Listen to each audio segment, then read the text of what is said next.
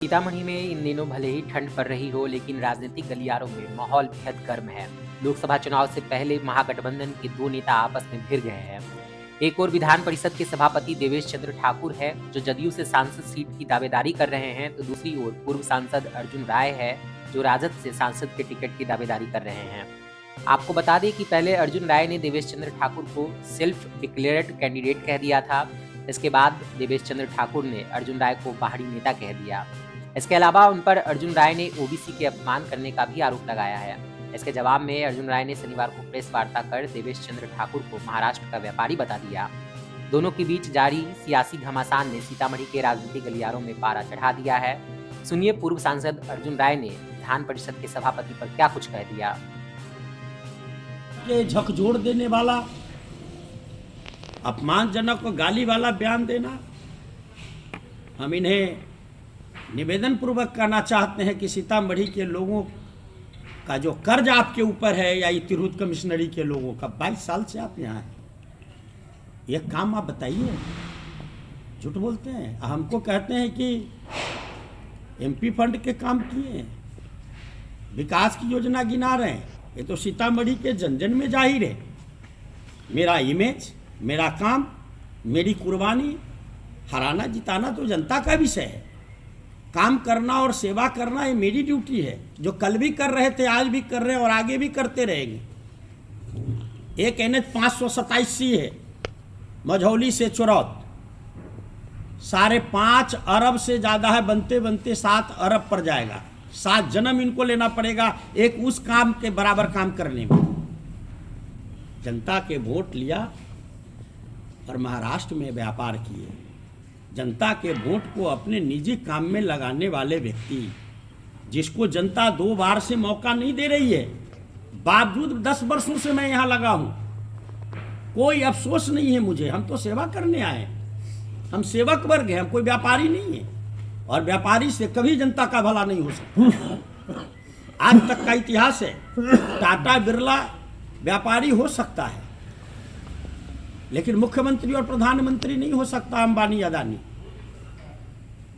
एक गरीब लोग, देश की अधिकतर आबादी आम लोगों का है, गरीबों का है, मजदूर का है, किसान नौजवानों का है। हम उसके बीच में काम करते हैं। ये मुसलमानों के हित ऐसी की बात करते हैं। थोड़ा सोच समझ करके बोलें। आज़ादी के बाद सबसे बड़े संकट हमारे अल्पसंख्यक भाइयों पर था, जब NRC और CAA की लड़ाई चल रही थी। हम तो उस लड़ाई में कदम से कदम मिला करके अल्पसंख्यक भाइयों के साथ सारे आंदोलन में थे। आप भी उसके साक्षी हैं पत्रकार भाई। जहाँ जहाँ आंदोलन चल रहे थे सब में हम शिरकत कर रहे थे।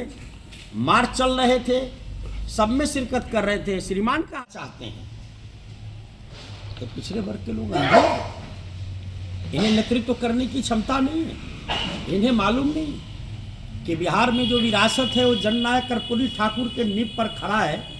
और हमारे नेता आदरणीय लालू प्रसाद जी वंचितों की आवाज़ है, पिछड़े शोषित दलितों की आवाज़ है। और आज बिहार में श्री तेजस्वी प्रसाद का जो 10 लाख लोगों को, नौजवानों को नौकरी देने का जो अभियान चल रहा है, वह पूरे देश में आकर्षण का केंद्र है। ये सब पिछड़े हैं। श्री नीतीश कुमार जो उनके नेता है, वो क्या है? मैं बड़े अदब के साथ कहना चाहता हूं, सभापति जी माफ़ी मांगिए लोगों से, सीतामढ़ी और बिहार के लोगों से। और निवेदन पूर्वक कहना चाहता हूं माननीय मुख्यमंत्री श्री नीतीश कुमार जी से और पार्टी के नेताओं से कि ऐसे व्यक्ति को संवैधानिक पद पर बिठा करके आपने तो बड़ा उम्मीद से बिठाया, लेकिन इनके कर्म इस तरह के हैं कि इस पद की गरिमा को गिरा रहे हैं। ऐसे व्यक्ति को इस पद से बाहर करिए। और ये बोलते हैं कि लगातार हारने वाला व्यक्ति कैसे पार्लियामेंट लड़ सकता है? इनको कुछ मालूम है? इनको कितने वोट आए 4 चुनाव में? 16,000, 15,000, 12,000, 20,000, ज़्यादा से ज़्यादा 4 चुनाव मिलाकर के इनको 70-75 हज़ार वोट आए या नहीं आए? एक जिला में 3,000-4,000 वोट इनको आता है। खुद को नेता बोलते हैं। ये तो जिला परिषद के माननीय सदस्यों को इनसे ज़्यादा वोट आता है। और हम चुनाव हारे भी हैं 19 में,